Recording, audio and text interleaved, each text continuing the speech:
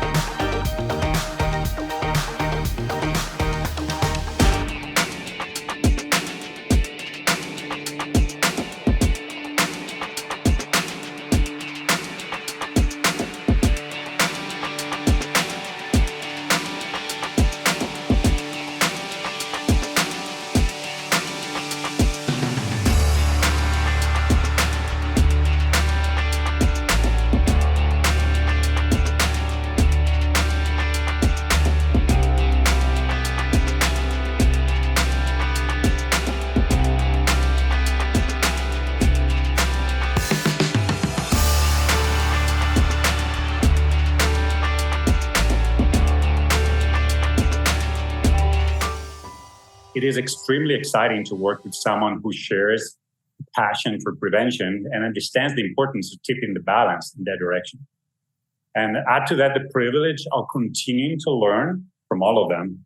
Dave, Gail, and Charlotte are top scientists in their respective field, and it cannot get much better than that.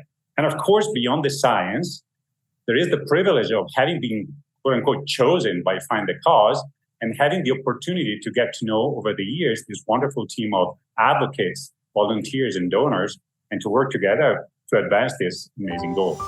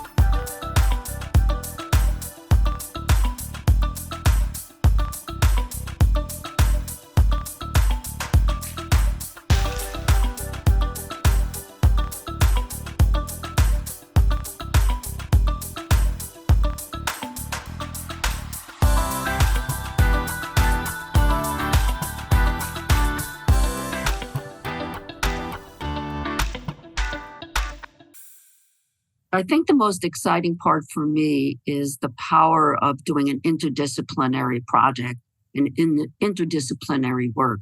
I think in this age, you can sit in your own silo, but you really need the interaction and the pollination and the impact of having groups that have and bring different pieces of the puzzle to the table. And I think I applaud David for bringing us all together, and it's been a joy to work with everybody. Welcome to the Find the Cause Breast Cancer Foundation's annual celebration and auction. I'm Shayna Seymour, co-anchor of Chronicle on WCVB TV5. I'm thrilled to host this 20th annual event honoring Trisha Wynn. Find the Cause is dedicated to the science of breast cancer prevention, different from early detection of an existing tumor through mammography or imaging. Find the Cause focuses on stopping cancer before it forms, and that's an important distinction. Prevention is much less expensive than the cost of treating cancer. The world still spends 90% of cancer research money on treatments. That is important, but it means less than 10% of cancer funding goes towards prevention. Find the Cause looks at it from another angle and asks, what if we could prevent some cancers from occurring? How great would that be? Find the Cause has two main goals. The first is to fund scientific research to discover ways to prevent breast cancer. And the second is to educate the public about the causes of breast cancers.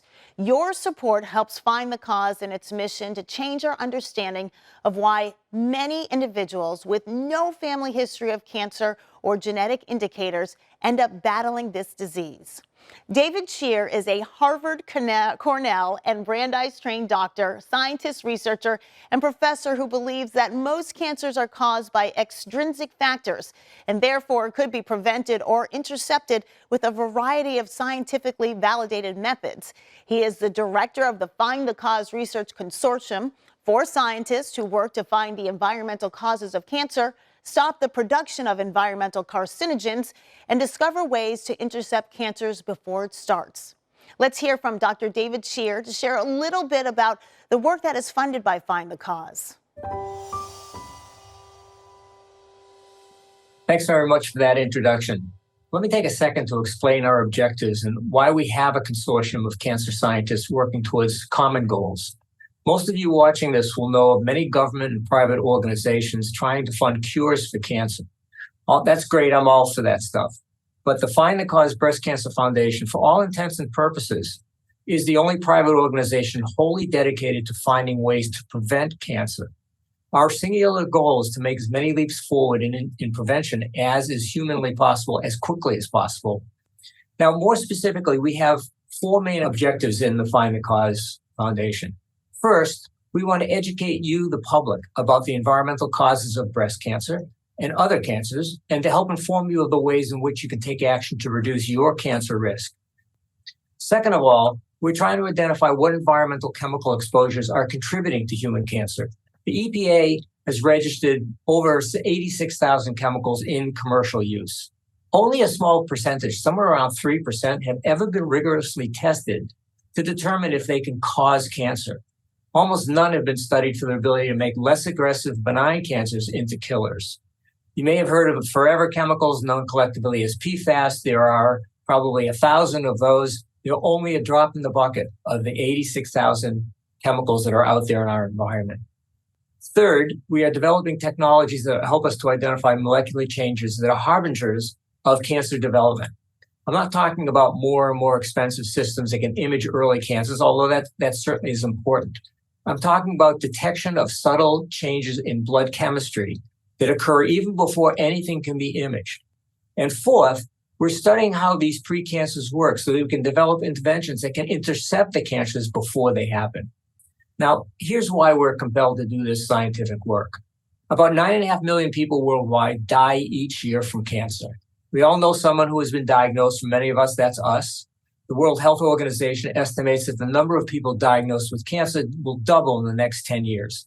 And the incidence of several cancers is going up, including breast cancer, alarmingly, especially in people under 40 years old. So something new is going on. We can't treat our way out of this, and we don't have to.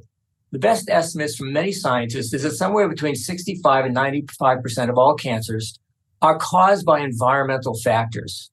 This means that cancers are preventable. Now, you've probably all heard the saying from Ben Franklin, an ounce of prevention is worth a pound of cure. Ironically, almost 300 years later, the world still spends around 90% of cancer research funding on treatments, not prevention. Find the Cause is trying to rebalance the scales a little. Prevention not only saves lives, as in you don't die, but also saves the lives you lead. Prevention is doable. So with your help, let's just get it done. Thank you, David. We look forward to hearing more about the incredible work done in your labs. But first, we should think about what motivates us to find the cause. It's the people going through breast cancer and their loved ones. And so I would like to welcome the family of honoree Trisha Wynn. Hi, Trish. Hi, everyone. Tom here, and I'm honored to be able to honor my beautiful wife and all her accomplishments and kind of talk about her journey through breast cancer, which really is her journey. But, when I heard that, Trish was diagnosed with breast cancer, it was probably one of the biggest gut punches I've ever had, because she's so important to myself. She's so important to our kids. And just the thought that, that could be not with us forever was really scary. But the beauty of Trish and the beauty of everything she does is that she didn't make it scary for anyone. She was probably scared herself, but she didn't let it bother her. And she turned her energy and her focus into helping others. Even when she was going through treatment, she never let it bother her. She came home talking more about the struggles that other people were having that were going through diagnosis and through treatments. And then she turned her energy even to running a Boston Marathon to say that, she's stronger than cancer. And I think it truly gives us inspiration. It gives me energy every day. It gives our kids energy. And I think it gives everyone in this room that was watching this video kind of hope and excitement that someday there will be a cure for cancer, or at least a prevention. And I think that's what, your main focus is, and what you really care about, Trish. And that's what we love about you, is that you care about helping others. You care about finding the root causes of cancer. You care about health and wellness, and you really care about other people. So you are truly deserving of this honor tonight. We love you, and we're so proud that you are involved with Find the Cause and helping others in your mission in life. Love you. Hi, Mom. I just want to say congratulations and that I love you. I'm so proud of you. You're such an inspiration to our whole family and all of our friends. The only thing I can think of whenever I'm going through a hard time is how you kicked breast cancer's butt and then proceeded to run the Boston Marathon a couple months after. You're truly an inspiration to us all, and we all love you and appreciate you so much. Congrats again. Love you. Congratulations, Mom. This is such a well-deserved recognition and honor, and I'm so excited that so many people can see the amazing work that you do day in and day out, and how much of your life that you commit to finding a cause. You have already impacted so many people and so many young women, especially in my life and especially me. I could not have asked for a better role model to have as a mother. And I hope that you continue to do this and spread the word. And I know that you've inspired me to do so. And I know that is so important to Find the Cause, is to spread awareness, especially to young women. So congratulations. I hope you feel all of the love today, and we will continue to celebrate you. Love you. I couldn't be more proud of my mom. As it does to all, our family was shocked when we heard the news over 3 years ago. But she never let us worry and kept attention on her kids, husband throughout. She never wavered through treatment and was always there to talk about the last exam that I failed or where I should take my girlfriend for dinner. She is truly an inspiration, and I couldn't have been more impressed to see her dominate the Boston Marathon a year following remission. It is a testament to her willingness to take on a challenge and never quit. Although I don't have the running gene, I hope to continue the mission of finding the cause in my personal and professional life by spreading awareness. Her message has resonated across hundreds of people, and this is just the start. Love you, Mom. Wow, what a beautiful family. The words shared by Trisha's family members underscore the importance of the work of Find the Cause, to find the cause of one of our greatest health challenges, breast cancer. You are helping to fund the science by participating in our silent auction or by making a straight donation on this website. We recently sat down with the event co-chairs, Drew and Michael Lindgren. They spoke about why they're so passionate about Find the Cause. I learned about Find the Cause after I was diagnosed with breast cancer for the second time.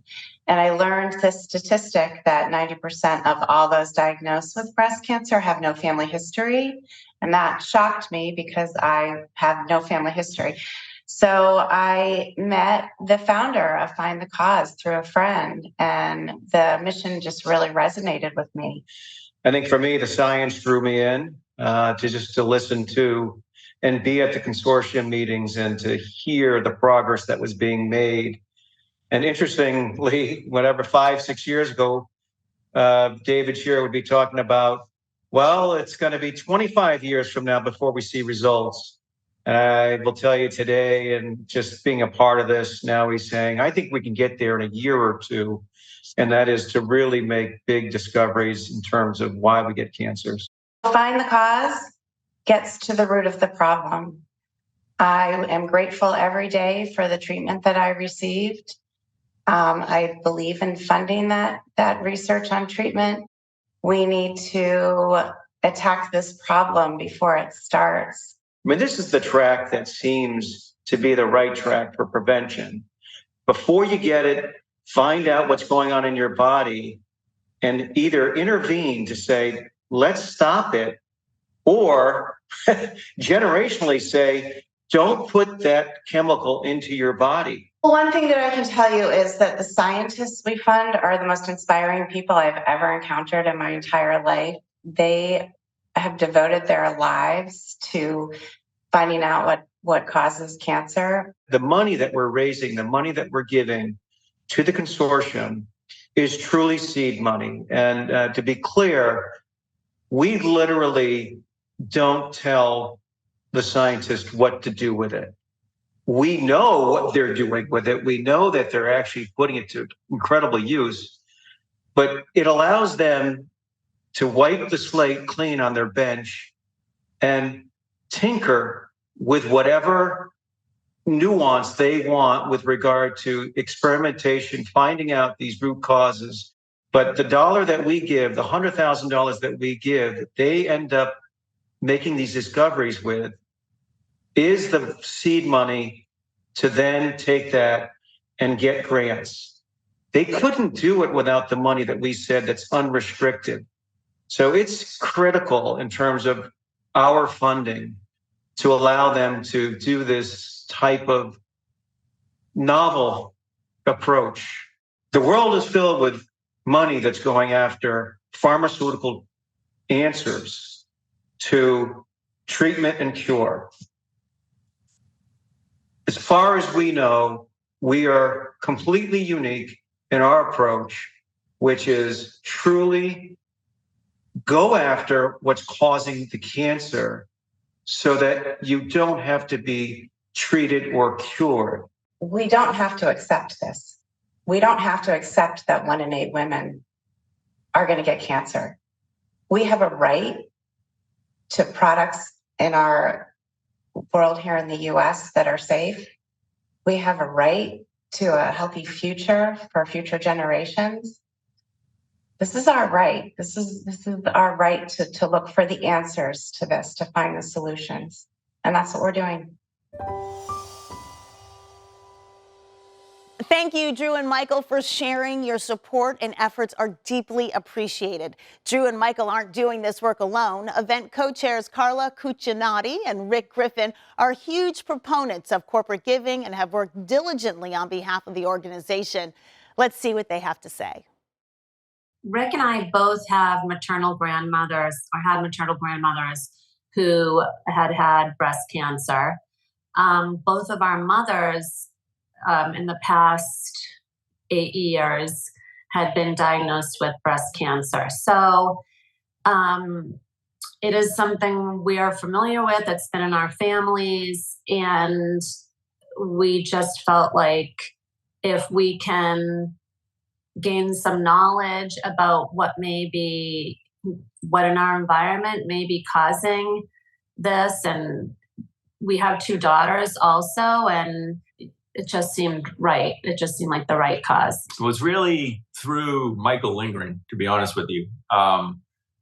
Trish Kelly, who's now passed away, is my partner's wife.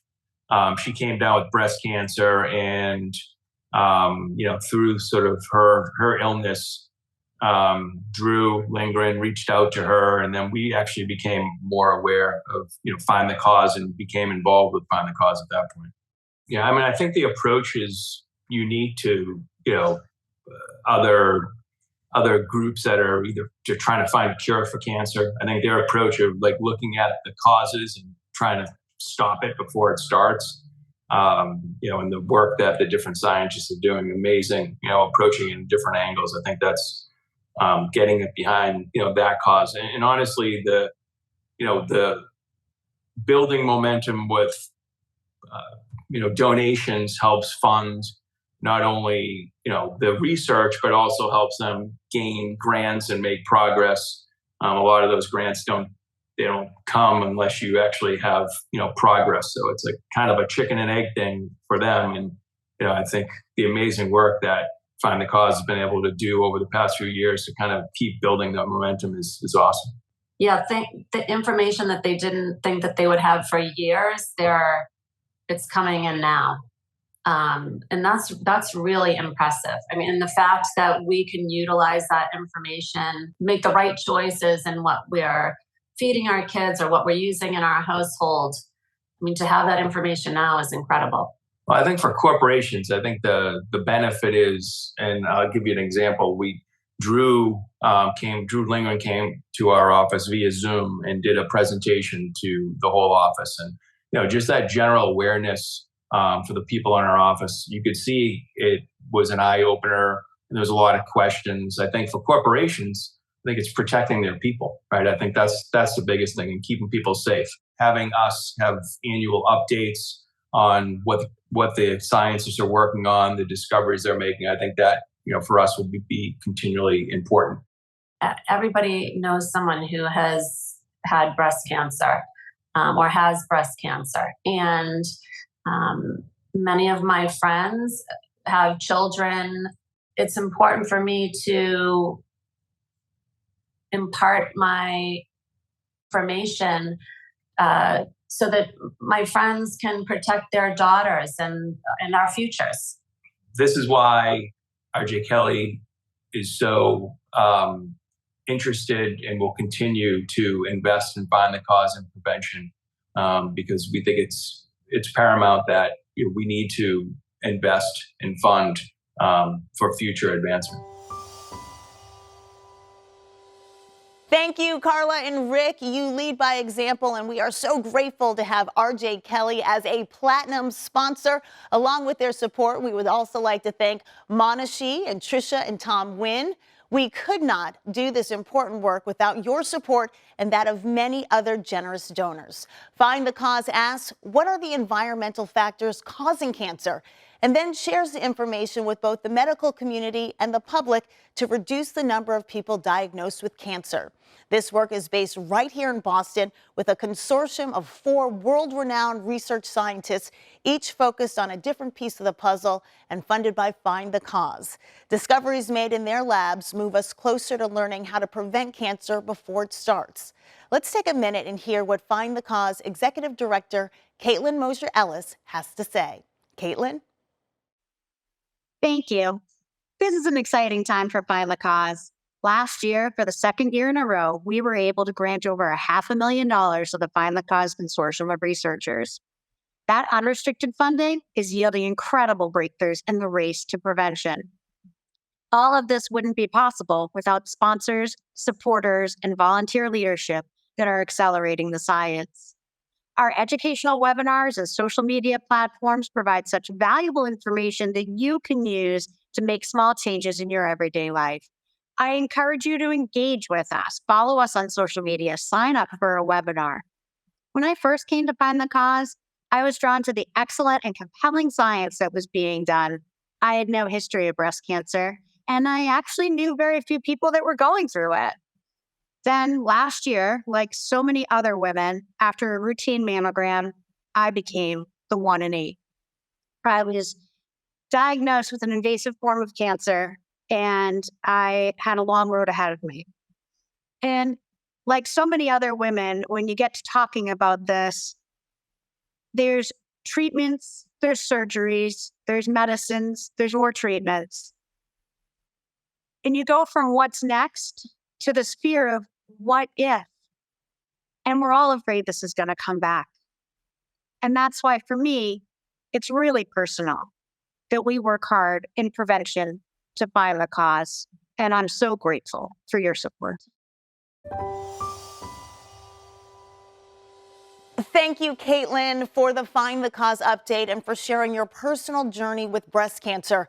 I know all of us support your courage and continued efforts to understand why, if 90% of women diagnosed with breast cancer have no prior family history, then where is this coming from?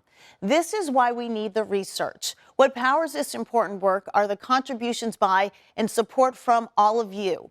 Please contribute by participating in our silent auction or by making a donation on this website. Now let's talk about the science. David? Over the last 20 years, our understanding of cancer has accelerated at just stupefying rates. Major advances in molecular biology, computer science, including AI, have advanced so quickly that no one lab can stay apace. Can't do that anymore. The only way to get the job done is through team science, and that's what the 4 scientists in the Find the Cause Consortium are all about. So now we'd like to give you the 50,000-foot view of what we do and the kind of progress we've made in the Science Consortium in the last year or so. So I'll start with my quarter of the puzzle. So my lab believes that the immune system is a key to defeating cancer. And the one thing that all types of cancers have in common is their ability to beat the immune system eventually. If we can fix that, we can prevent virtually any type of cancer. The immune system is the one biological system flexible enough to adapt to cancers as they arise and as they mutate. In fact, your immune system probably has already saved you from getting cancer by killing precancers you didn't even know you had. My lab is working with Gail, Charlotte, and Stefano to understand these immune responses and find ways to boost it. Now, as you can see on the first slide, the immune system is constantly protecting you against cancers that can be birthed anywhere in your body and that occur more and more frequently as you age. But most of the time, the immune system wins these battles, and you never know that you had cancer. But cancers are clever. As they emerge, some cancers produce compounds that completely shut down the immune system. Indeed, many of these cutting-edge immunotherapies that you've heard so much about lately target these immunosuppressive factors. They're really important. Through an unfortunate twist of fate, however, many man-made pollutants mimic these natural suppressive compounds and protect the emerging precancers from immune attack. In addition, many of the pollutants can simultaneously drive normal cells to become cancers and for relatively benign cells or cancers to become crazy, aggressive metastatic killers. So it's kind of a double whammy. Pollutants can initiate cancer while suppressing the one biologic system that can beat virtually all cancers. There's a simple formula for the risk of this happening to you. The greater your exposure to these pollutants, the greater the risk. Now, what my corner of the Find the Cause Consortium has done in the last couple of years is to work out ways to boost the immune system for cancer immunoprevention. We've identified receptors that both the cancer-derived compounds and environmental chemicals use to suppress immunity. From there, we synthesize non-toxic drugs that blind the receptor to these immunosuppressive chemicals, therefore boosting immunity and in some cancer models, completely preventing cancer. I would like to emphasize that what we think are very important advances were possible only because funds from Find the Cause have allowed us to take chances, to do some very high-risk, high-return experiments, the kinds of experiments that are unlikely to be supported by, for example, the NIH. Now, even if we have discovered strategies for blocking the acute effects of pollutants and precancer-generated immunosuppressants, we still have to know exactly when to initiate the interception. When do we actually begin to interrupt the process. That's where Gail and Charlotte come in with technologies to estimate carcinogen exposure and to predict when something bad is about to happen. Gail, why don't you explain your part of the puzzle here? Thank you, David. My lab is developing a rapid test to determine whether a person has been exposed to unsafe levels of an environmental carcinogen, which can cause cancer. And we're looking specifically at a family of small signaling molecules called microRNAs. Now, in your body, there are thousands of microRNAs, and their role is to control normal function, normal processes in your body. And in messenger, these are messengers. They're made in one tissue, and they can go to another tissue via the bloodstream, and they profoundly change and regulate this host tissue. Unfortunately, when we're exposed to carcinogens, they cause abnormal microRNA production.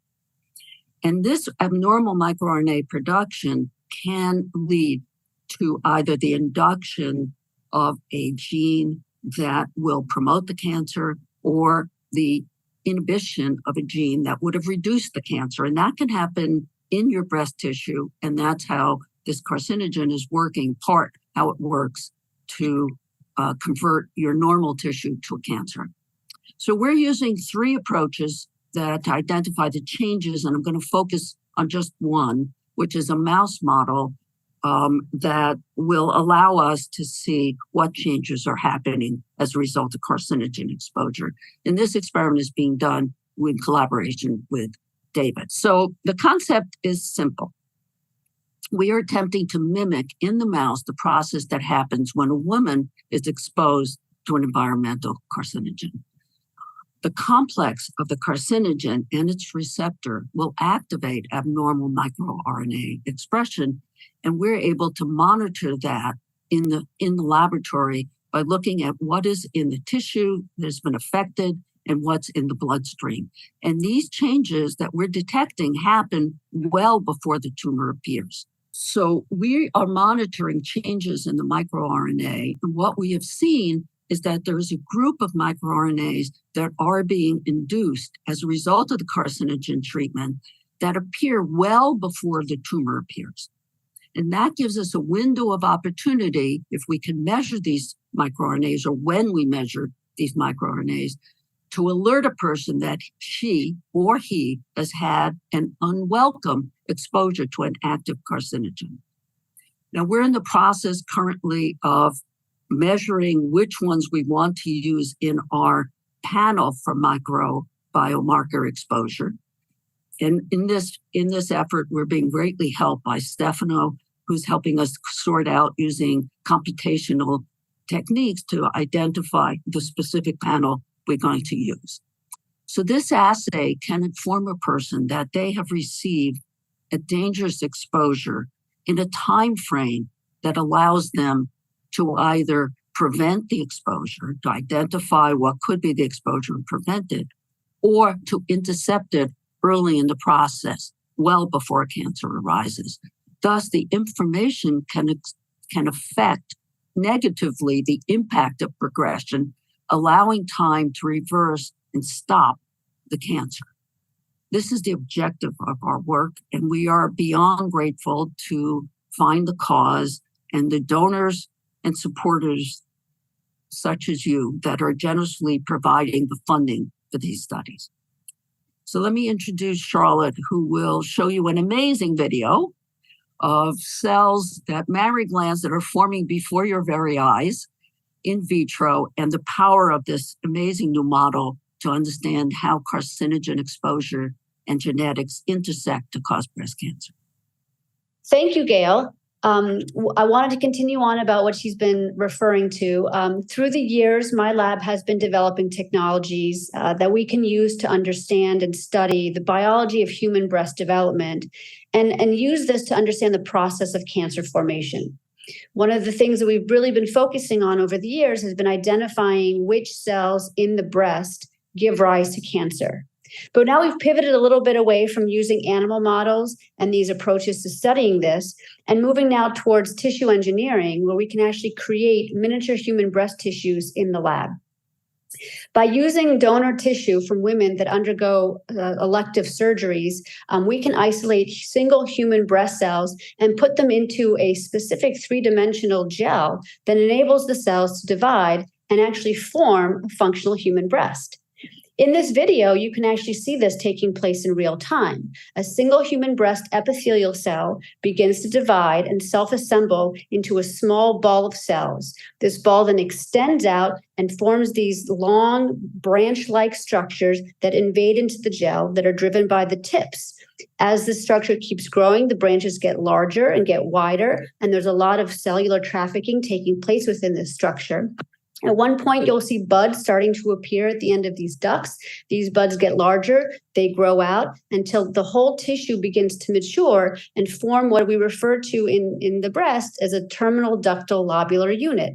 You can think of this as a cluster of grapes, where each grape represents a small little ball where the milk is produced, and they're all connected to the stems, which are the ducts.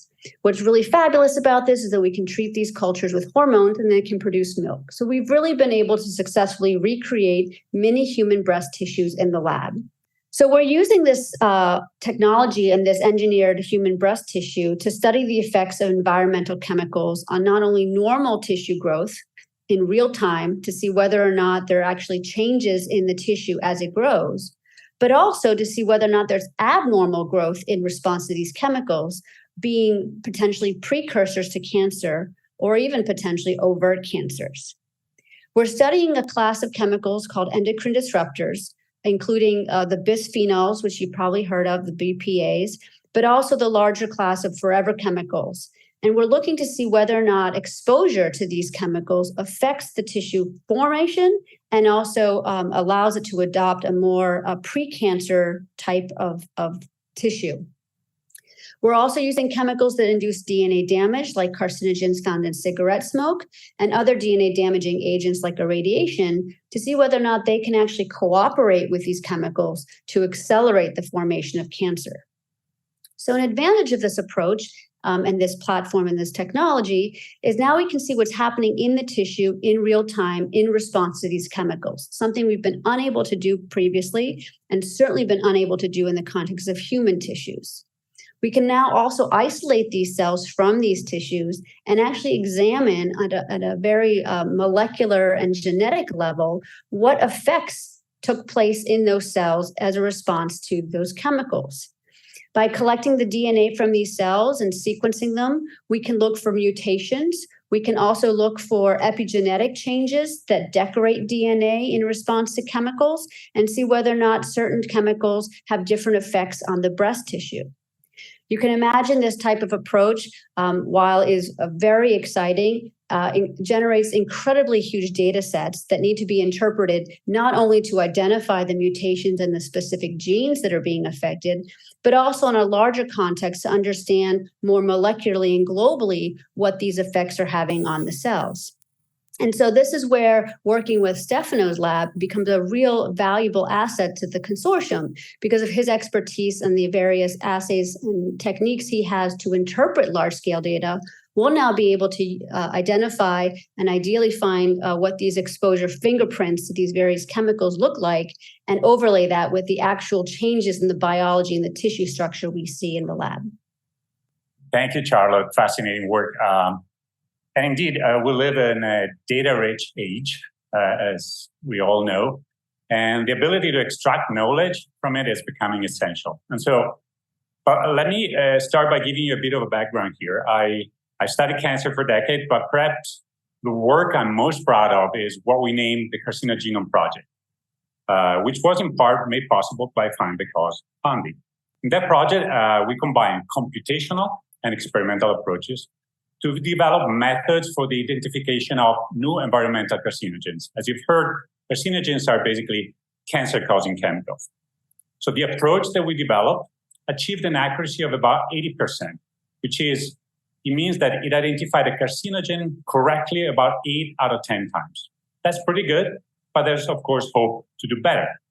And in fact, there is a recent study, which in part builds upon our work, but independent of our work, where they applied AI, artificial intelligence methods, to new and larger data sets and achieved an accuracy of above 90%.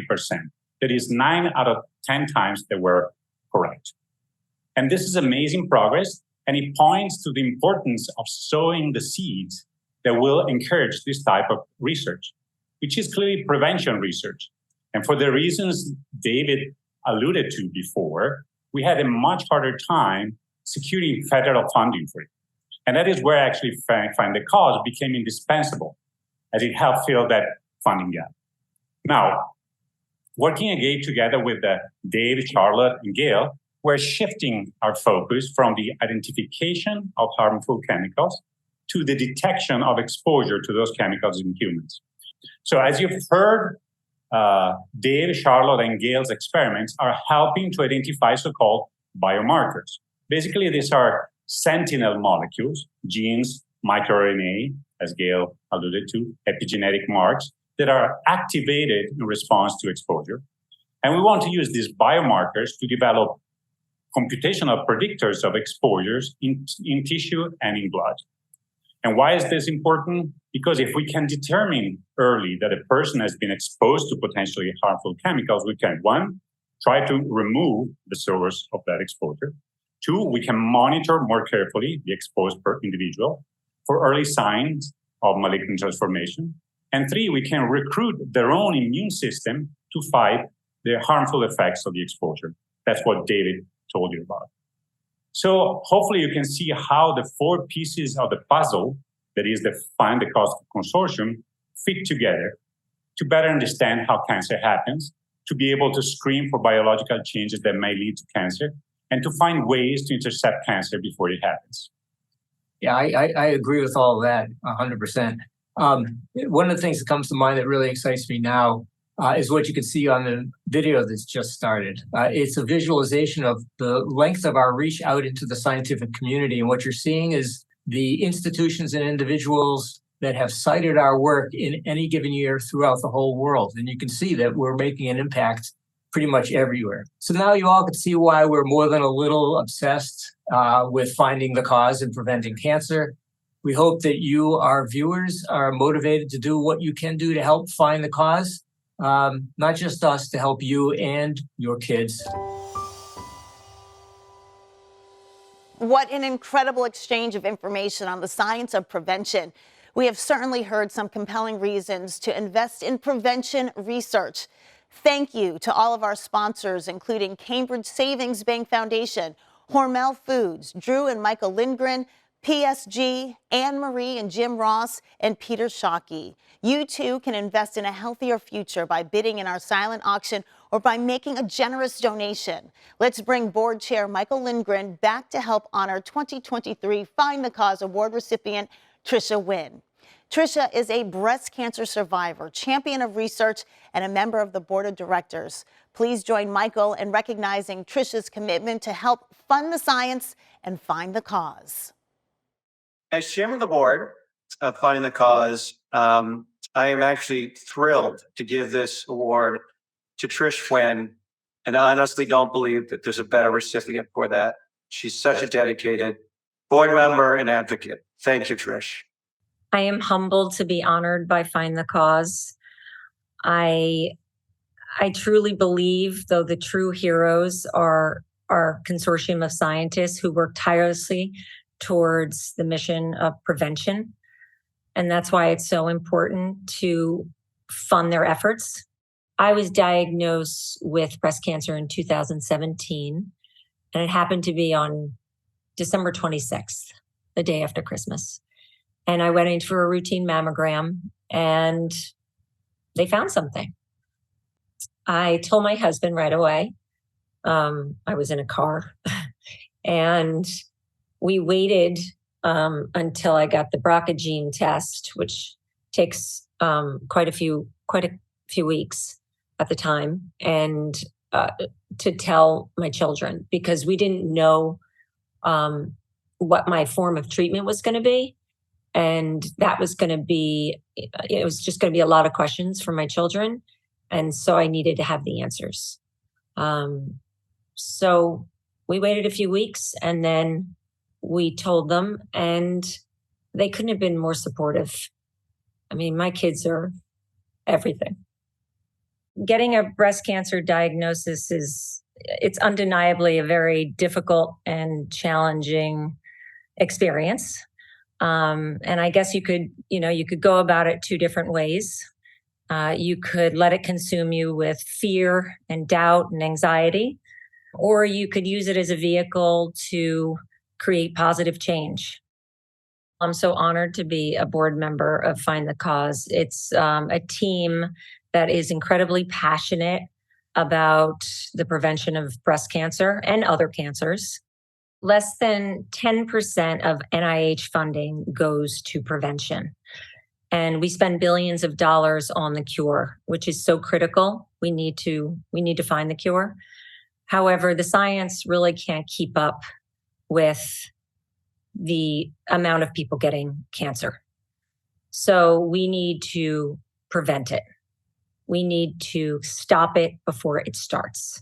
And that's what Find the Cause does. And that's why I'm so passionate about it.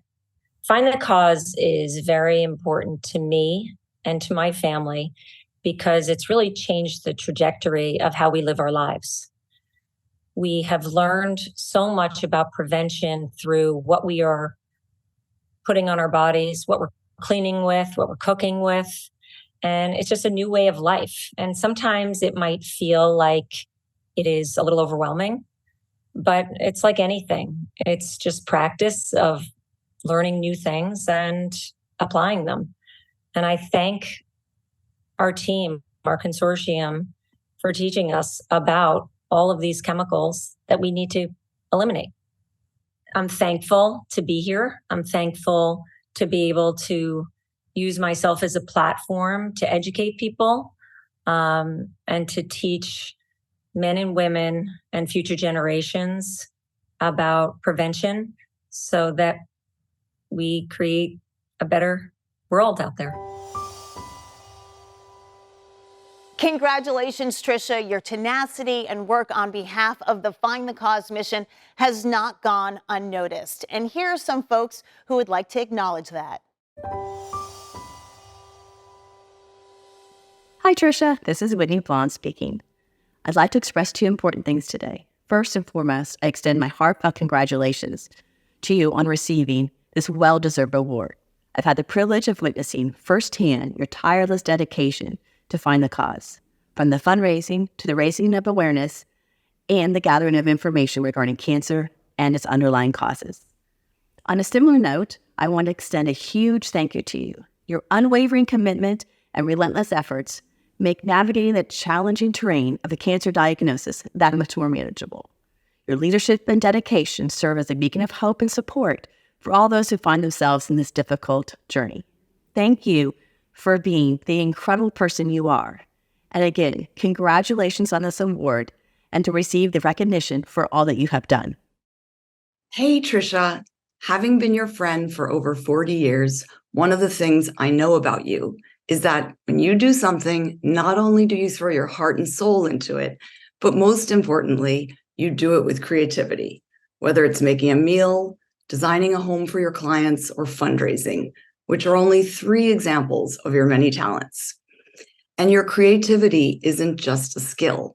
It's a powerful force that touches people's lives and makes us all feel special. Watching you channel that into something as meaningful as finding a cause for breast cancer is something that's been a beautiful thing for all of us to watch. I know that your dedication to this effort is born from your own fight against breast cancer, but I also know that you do this work for the ones that you and we have all lost. And most importantly, for our children, because Find the Cause is all about not getting cancer in the first place. In itself, a creative way to look at the disease, and one of the reasons you believe in the work so deeply. So thank you for your determination and your hard work, because you're guiding us all towards a better, healthier future. I love you. It is my distinct honor to congratulate the remarkable Trisha Wynn, this year's honoree. Trisha has always been an inspiration to those who have had the privilege of knowing her. She embodies qualities that we all aspire to possess: intelligence, style, dedication, and an unwavering focus on what truly matters in life: her health, her family, and her friendships. Trisha's journey is a testament to her unyielding spirit, and her story serves as a beacon of hope to countless others facing the challenges of breast cancer. What truly sets Trisha apart is her commitment to this organization and its mission. She has poured her heart and soul into the cause because she believes in the transformative power of health. She understands that by supporting breast cancer research, we are not only fighting a disease, but also paving the way for better, healthier lives for countless individuals. Trisha has been a driving force behind the efforts of the Find the Cause Breast Cancer Research Foundation and a champion for those who need it most, a true advocate for change. In a world often filled with chaos, Trisha has shown us that we can rise above adversity with determination and grace. Let her story serve as a reminder that we have the power to make a difference, that we can overcome obstacles, and that we can contribute to a brighter and healthier future for all. I congratulate you, Trisha and Tom. Thanks so much for all that you do. And I send my love. Hi, Trish. Alex Clemmer here. Congratulations on this honor. You are so deserving of it. Thank you so much for everything you've done for Find the Cause. Your dedication and hard work has been so appreciated. Hey, Trish, it's Katie Bramley. Congratulations on being honored by Find the Cause. We so celebrate your courageousness and your selflessness in pushing and promoting this amazing mission. We love you. Hey, my friend, Greta Monahan here. I am sending you the biggest amount of love and congratulations from Paris. I just feel that there is no one more deserving than you. All that you do, you fight and work tirelessly on behalf of all of us and Find the Cause. And from my heart's exploding. Thank you so much for what you do, Trish. No one deserves it more. The development of our three-dimensional tissue engineered model could not have happened without the support of Find the Cause. Thank you, Find the Cause. Your support, your generosity, your motivation keeps us going, and we couldn't do this without you. Well, Charlotte said it all. Thank you, Find the Cause. It's inspiring to see how dedicated all of you are and the help you provide us and the motivation you provide us to keep going. Thank you. Thanks to all the donors. Thanks to the wonderful Find the Cause team. I am speechless, even though I'm speaking. But fund the research, find the cause. That's the motto that I think you should. Agreed. Fund the research, find the cause. And I just want to thank all of the donors, as well as the people who are in Find the Cause. I've been here long enough to see it grow from just a small seed 10 or 15 years ago to actually an impactful force. And we've got a lot of momentum going forward. And thank you, donors, for all of that. Congratulations from all of us and for what you have done for Find the Cause. And thank you for joining Find the Cause, supporting the mission, and learning more about the science. The silent auction continues, and there are some great items in there. You've got about another hour to bid, so if you haven't already given, you can always do so right now. To all the Find the Cause sponsors, a heartfelt thank you. You are making a difference. I'm Shayna Seymour. Thank you all once again for your support.